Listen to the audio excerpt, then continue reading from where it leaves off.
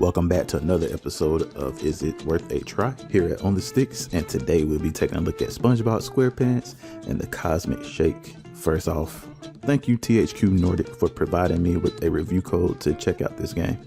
Who doesn't love SpongeBob? If you're like me, you grew up watching SpongeBob. I remember the very first episode of SpongeBob ever shown. It's kind of dating my age there, but hey, it is what it is. I love SpongeBob. So anytime I get a chance to check out one of the new games, I'm here for it, because typically they remind me of the cartoon when I first started watching it. With the latest entry, SpongeBob SquarePants, the Cosmic Shake, it is a third-person action platformer. Take control of SpongeBob, travel through various levels, accomplish different objectives, whatever they may be. If you played through previous SpongeBob games, you know how the platforming typically works in the SpongeBob's game. You should be familiar with it. And with your platforming, you have your typical moves, you know, your double jumps, your air dashes, different skills and abilities you unlock throughout the game. But for me, the gameplay is not the most important thing when checking out SpongeBob. For me, I want it to, you know, remind me of watching a SpongeBob cartoon. I want to laugh. I don't want to say groan, but you know, I want to laugh. I want to go duh when Patrick say something dumb or SpongeBob say something dumb. You know, laugh whenever one of the characters say something funny. And of course, we were fortunate enough in this game, all the characters are voiced by the original actors, if I'm not mistaken. With the story, SpongeBob and Patrick go to a carnival? You call it a carnival? They come across another character, Kassandra the mermaid, and you know, she tried to finesse them a little bit, try to hype up a item she had to get them to take it and to think it's something crazy when she thought it was just some regular stuff. And turns out it was actually something special to the item that she ended up giving them. But SpongeBob and Patrick, having the kind of luck that they have, end up using this item, not realizing the mistake they just made. Long story short, it turns Bikini Bottom upside down, inside out, shakes up everything. So now you must travel to these 7 different, I guess you say, portals into different worlds. So the game is kind of an open world style game. You have your main hub world, which is Bikini Bottom. Then you travel to each of these 7 different portals that take you to smaller mini worlds that each have its own theme and objectives and power-ups and stuff like that, and costumes to go along with SpongeBob. That's one of the other great things about this game. SpongeBob has so many costumes that you done seen throughout the years of watching SpongeBob, but the only thing I hate about the costumes, it seems like you have to do a lot of grinding just to unlock the opportunity to get these costumes. So be prepared to grind if you want all of the different costumes for SpongeBob. But yeah, you got the 7 different worlds. You go through and rescue the different characters from Bikini Bottom and help rebuild Bikini Bottom back to what it was before SpongeBob and Patrick caused all this mayhem and mass destruction. So that's pretty much the gist of the story, you know. But throughout going through these 7 worlds, you will also, you know, discover different side missions, different power-ups that you'll want to come back and use on different levels that you didn't have previously. You know, give you a little of that Metroidvania style gameplay in games.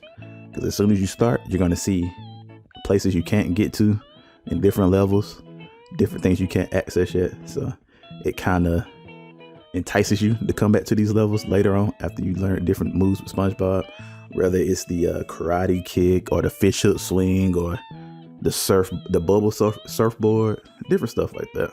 So it definitely encourages that. And I do like that the different worlds have their different themes and stuff. You know, we got a Wild West world, and I know we have what it's called, Rock Bottom, but it's Halloween. I think that's pretty cool too.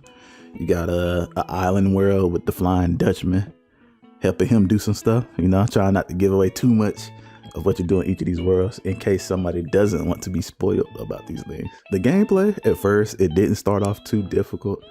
The combat is what it is. You know, it's not too crazy, not too complicated, but it does add in new mechanics as you go. And it does pick up the difficulty a little bit in the way it adds different types of enemies, the amount of enemies it throws towards you. And it even gets to the point of kind of trapping you inside of these like bubble dome things to keep you from moving away from the enemies while you're fighting. I think that's kind of interesting. And I do like the different variations of enemies you do have to fight at once. You kind of makes you have to think about who to attack first, who to trap in a bubble while you go hit somebody else, figuring out enemies' attack patterns and stuff like that. So kudos to them for adding a little variety to the gameplay and the combat. But yeah, that's not the main draw to this game, but it is suitable for the type of game it is. Even with the platforming, I think the platforming is okay. It's that there are times where I feel like it could be a little better. It feels a little, I don't know, stiff or floaty in certain areas doing all the jumping and stuff like that. But for the most part, it feels pretty good. Can't complain too much about that. Of course, the music is cool. Sounds just like a SpongeBob episode, which is what I want. So shout out to them for the music. I think it said they even had a brand new soundtrack added for the game, if I'm not mistaken. I reviewed this on Steam. I mostly played it on my Steam Deck in handheld mode and connected to a monitor. That's what I mostly played it on, but the gameplay you guys are seeing was recorded on my actual desktop. So yeah, if anybody's wondering if it runs on Steam Deck, it definitely runs on Steam Deck, or at least it did when I was playing it pre-release. You know, Steam will update the Steam Deck and all of a sudden the game won't work anymore, or a game get an update and all of a sudden it don't work on the Steam Deck anymore. You know, anybody out there with a Steam Deck knows what I'm talking about probably at this point.